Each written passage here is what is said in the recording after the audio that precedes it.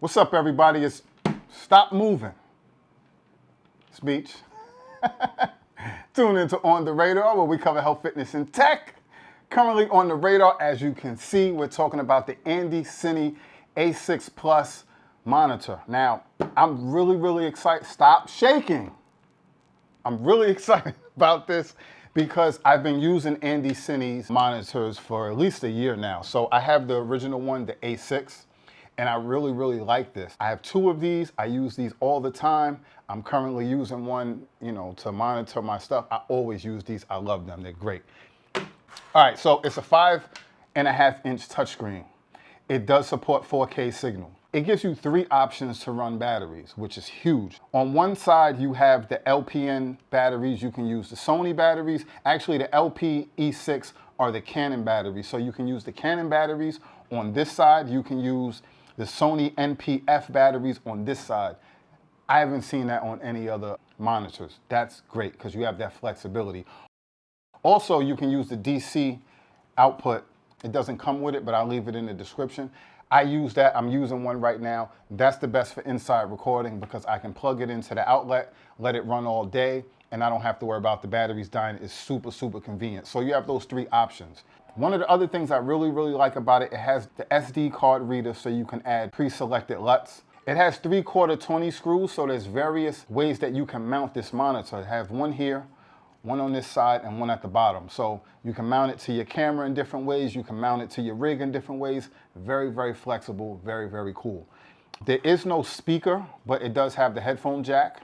The screen function, as far as the touch screen, it allows you to swipe up to get the different functions. You swipe this way to change the brightness, swipe this way to change the volume, you tap twice to enter the panels, and then you can go into your other features. Very cool and very convenient. So for anybody who doesn't know, the touchscreen on the monitor is going to allow you to access the functions within the monitor. It's not going to allow you to actually access your camera functions. And the funny thing is, I was actually under that assumption, with touchscreens. I'm like, okay, doesn't do that. So I don't know if everybody knows that. I didn't know that, so it's just good that, you should know that. This thing is great for DSLRs because it fits right on top of your camera. It's very light, it's very sleek. The monitor is bright, it's crisp, it's clear, and again, it does support 4K.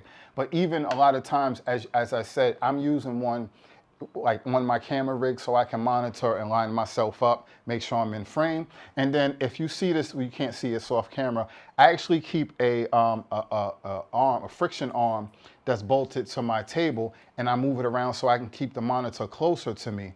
So that segues into what another good feature about this is. This has the HDMI in and HDMI out. The older version only had the HDMI in, so obviously you can get your picture input into the camera. But what you can do with the out is you can input your HDMI to, like, let's say a laptop or a computer screen or another monitor. So I can have my monitor hooked up, like I said, that's connected to the camera. I can see myself, but then I can set up another one right here so that it's closer. Or if I'm monitoring myself in front of the camera, you can have another monitor set up that's all connected where the person behind the camera can see the same thing. So it allows you basically to connect other monitors to this one monitor so you can get 2 different viewing angles. That's incredible, that's great. And for somebody like me, that's huge. That's a huge option. I really like that. Another one of the very good features about these monitors is you can use this to power up your camera also. So you would have to get a dummy battery, which I will leave a link in the description, and you have to get the external DC plug that I mentioned, also link in the description.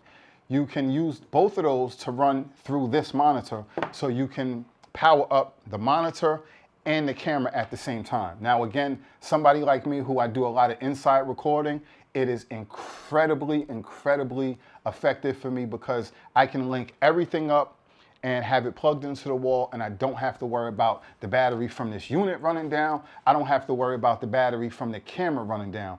And if you do recording, that's stressful because these batteries, they run out fast. It's hectic. You got to worry about these 2 different things. I don't have to worry about that. Super, super important for somebody like me. It has the sunshade so you can see outside. It's very, very viewable outside. The touchscreen is very responsive. This one is currently at about $220. Now, that's great considering a lot of the other monitors that are quality, they run you into the 500 range and up, and they don't give you all these different options. Some of them don't have touch screens. You're not able to have the HDMI in and HDMI out. They don't give you the LUT import.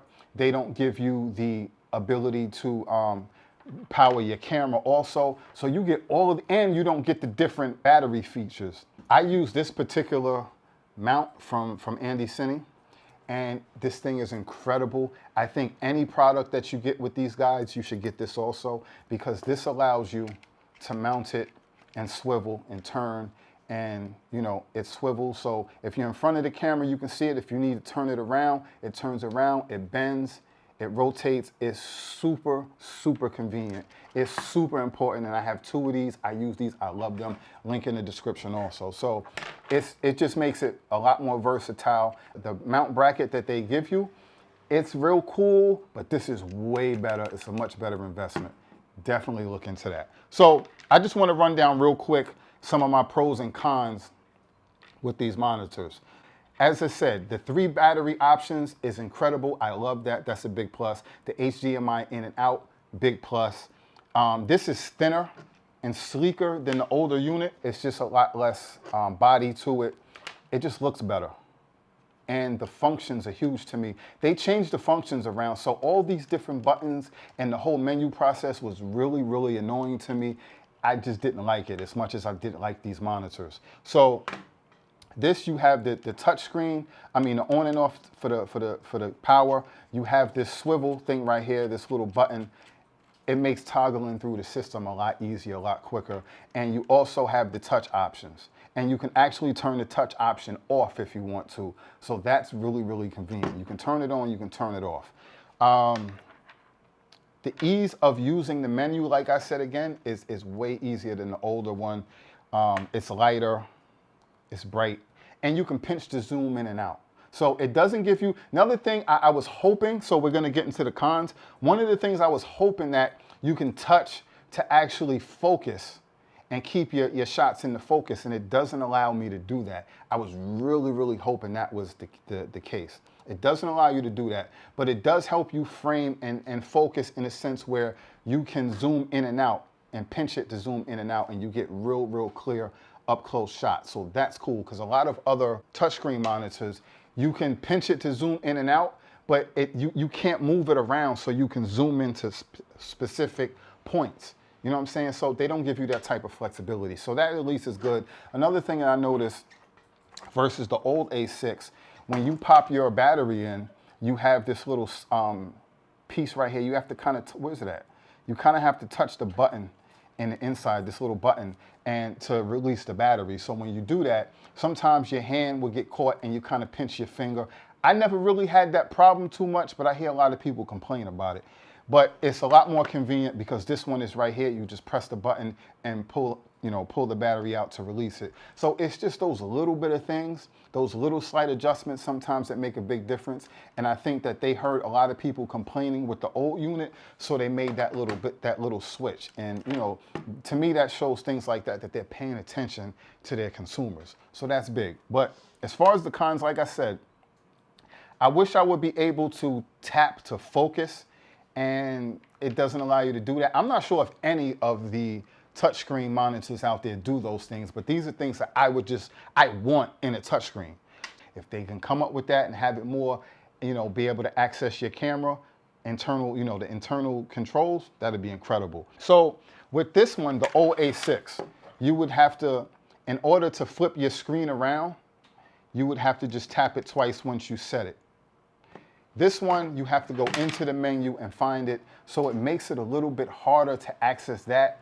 But if you get one of these vlogging mounts, it makes it easier to turn your thing around and swivel it. So it just makes it, I don't even know if you guys know what I'm talking about. I don't know if I explained that right, but for the people who use the old one, you guys know what I'm talking about. But it's just a menu thing. But other than that, There's no real cons other than those things that I mentioned. I really, really like this monitor. I'm really excited about it. I think you guys should check this out. If you want a very versatile, very high quality monitor and you don't want to pay $500-600 for it, $700, this is right up your alley.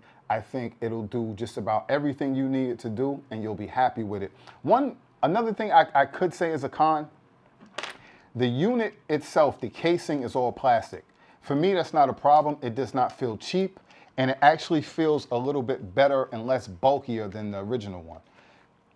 I don't have a problem with it. But, you know, if it was metal, you could say to yourself, okay, it would feel stronger and sturdier in case you drop it, stuff like that. But you also have to take into account if it was a metal case, it would be heavier. And nobody wants a heavy monitor sitting on top of their camera if they're vlogging and moving around and carrying this thing all day.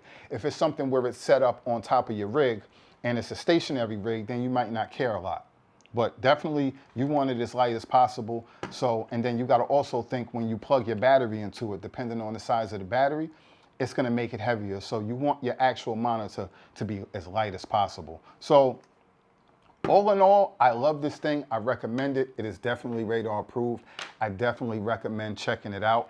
Even if you check out the old ones also, but if you're in the market for a good quality monitor, definitely check out the A6 Plus. Top notch. Salute to Andycine. That's pretty much it. I don't know what else to say. It's great. I love it. Check it out. I really am a fan of Andycine and their products. I have now 3 of their monitors. I have these vlogging mounts. I got a couple of other products that I can't think off the top of my head. I rock with them. Definitely check them out. Till next time, stay focused, stay fit. Please hit that like button, show your support. Definitely hit that notification bell so you'll be alerted the next time something else pops up on the radar. Hit me in the comment section with any questions, comments, whatever. Let's talk there. Salute.